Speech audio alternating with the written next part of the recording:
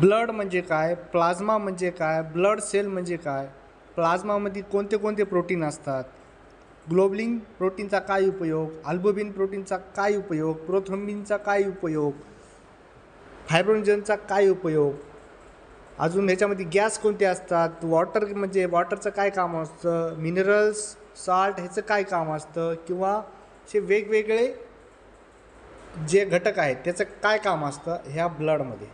ठीक आहे, आजचा टॉपिक आहे ब्लड.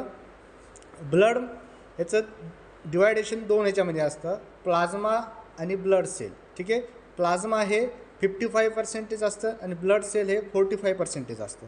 ठीक आहे, प्लाझ्मामध्ये वेगवेगळे विशिष्ट प्रकारचे प्रोटीन येत असतात. ते कोणते कोणते प्रोटीन असतात, तर पहिला प्रोटीन असतो ग्लोबुलिन.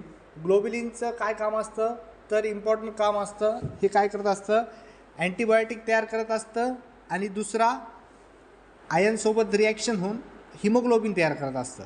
ठीक आहे, आणि हे हिमोग्लोबिन ऑक्सिजन कॅरी करत असतं. हे काम असतं ग्लोबुलिन प्रोटीनचं. नंतर आहे अल्बुमिन प्रोटीन. हे लिव्हरमध्ये तयार होत असतं आणि ह्याचं काम असतं जे ऑस्मोटिक प्रेशर आहे ते मेंटेन करण्यासाठी ह्याचं काम असतं. नंतरचं आहे फायब्रोनोजन प्रोटीन.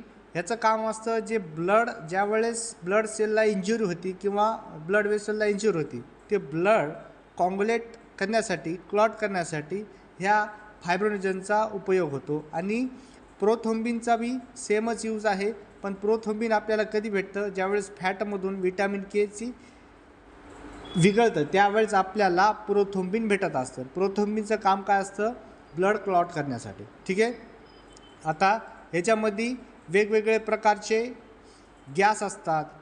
गॅसमध्ये समजा तुम्ही बघितलं तर कोणते कोणते असतात, ऑक्सिजन असेल, कार्बन डायऑक्साईड असेल किंवा नायट्रोजन असतात.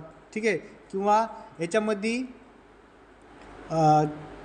मिनरल्स असतात, साल्ट असतात. ह्यांचं काय काम असतं, तर ह्यांचं काम असतं की जे ॲसिड बॅलन्स किंवा जे आपलं ब्लड आहे अल्कलाइन इन नेचर ते मेंटेन करण्यासाठी, आणि जे नर्व इम्पल्सेस आहे, ठीक आहे, ते सेन्सेशन आपल्याला कॅरी करण्यासाठी ह्या मिनरल सॉल्टचा उपयोग होत असतो. ठीक आहे, नंतर ह्याच्यामध्ये ॲसिड असतात, ग्लुकोज असतात, फॅटी ॲसिड असतात. ठीक आहे, असे वेगवेगळे घटक ह्या प्लाझ्मामध्ये असतात. ठीक, नंतर आहे ब्लड सेल. ब्लड सेलमध्ये बेसिनोसिल, न्यूट्रोफिल, इसिनोफिल. नंतर अग्रॅन्युलर साईटमध्ये दोन येत असतात, मोनोसाईट आणि लिम्फोसाईट. जे आधीचे तीन बघितले ते ग्रॅन्युलर साईटमध्ये येतात, न्यूट्रोफिल, इझोनोफिल आणि बेसोफिल.